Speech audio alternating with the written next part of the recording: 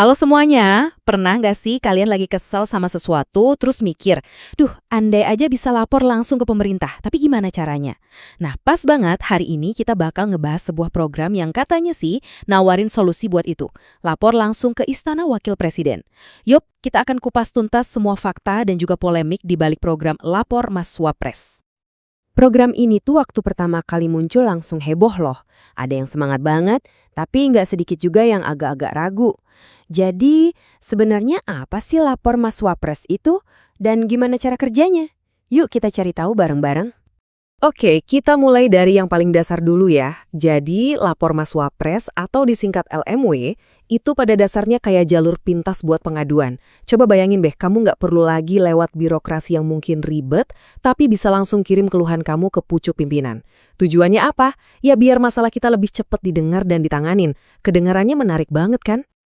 Nah terus gimana dong caranya kalau kita mau ikutan lapor? Ternyata nih, ada dua pilihan cara yang disediain, dan keduanya punya pendekatan yang beda banget. Yuk kita lihat satu persatu. Pilihan pertama, ini cara yang bisa dibilang klasik.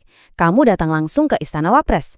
Tapi cara ini agak eksklusif. Soalnya kuotanya dibatesin, cuma buat 50-60 orang per hari. Terus ada pilihan kedua, yang lebih kekinian, lewat WhatsApp. Cuma modal HP sama internet, laporan kamu bisa langsung dikirim dari mana aja. Ini sih jelas bikin semua orang punya kesempatan yang sama buat bersuara. Nah, kalau kamu pilih datang langsung, prosesnya ternyata udah diatur rapi banget kayak gini. Kamu datang, ambil nomor antrian, daftar pakai KTP, terus langsung ceritain masalahmu di ruang pengaduan. Habis itu, kamu bakal dapat ID unik buat ngelacak laporanmu. Dan yang paling penting, ada janji kalau laporanmu akan diproses dalam 14 hari kerja. Cukup jelas ya alurnya? Oke.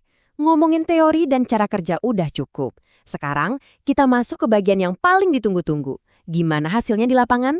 Setelah setahun jalan, program ini beneran ada gunanya nggak sih? Coba kita lihat datanya. Wow, coba lihat angka ini.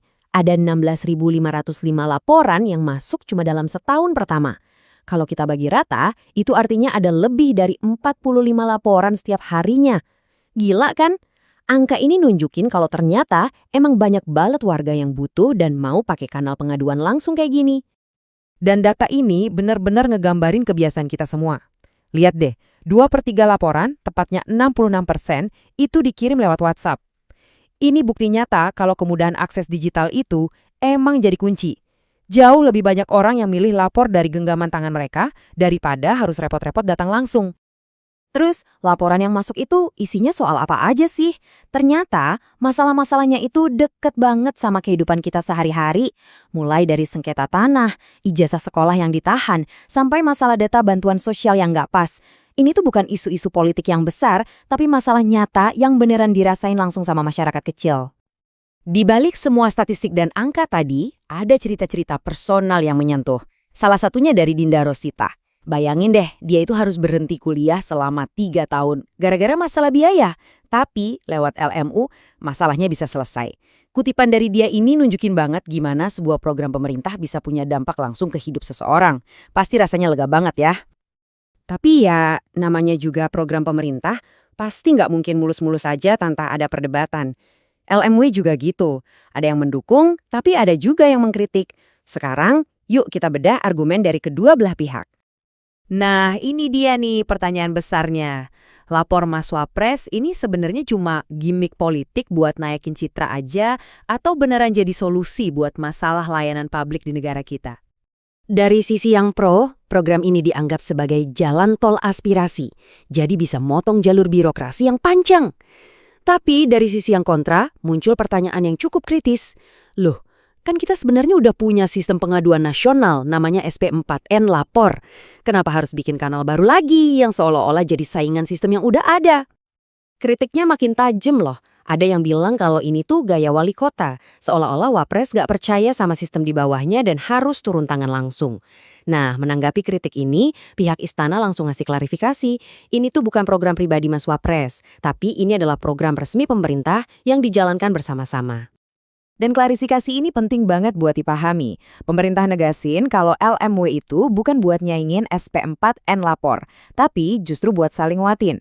Anggap aja LMW ini semacam amplifier atau pengeras suara yang bikin sistem yang udah ada jadi lebih didengar dan diperhatiin. Sekaligus jadi penanda kalau pemerintah serius nanggepin setiap laporan warganya. Oke, setelah kita lihat pro dan kontranya, sekarang coba deh kita mundur sedikit dan lihat dari gambaran yang lebih besar. Kenapa sih, terlepas dari semua perdebatan tadi, kanal pengaduan kayak gini tuh sebenarnya penting banget buat sebuah negara? Tantangan terbesarnya sekarang, anehnya, justru soal exposure. Banyak yang nggak sadar kalau program ini masih jalan, padahal udah ribuan kasus loh yang berhasil ditangani. Makanya, ke depannya ada rencana buat bikin LMW 2.0. Ini semacam upgrade sistem gitu, yang mungkin bakal lebih terintegrasi buat nyaring laporan, jadi responsnya bisa lebih cepat lagi. Pada akhirnya, semua inisiatif seperti ini, mau namanya apapun, tujuannya cuma satu, menciptakan pemerintahan yang lebih responsif dan inklusif. Sebuah sistem yang ideal di mana setiap suara kita, sekecil apapun itu, beneran didengerin dan bisa jadi awal dari sebuah perubahan. Jadi, setelah kita bedah semuanya, sekarang giliran kalian. Coba deh bayangin, kalau kalian punya satu unek-unek penting banget buat pemerintah, jalur mana yang bakal kalian pilih? Apakah cara yang praktis lewat WhatsApp LMWW? Atau lewat sistem nasional yang lebih formal? Atau mungkin kalian punya cara lain? Coba deh dipikirin. Jawaban kalian sedikit banyak ikut nentuin arah pemerintahan yang kita pengen di masa depan. Makasih banyak ya udah nyimak.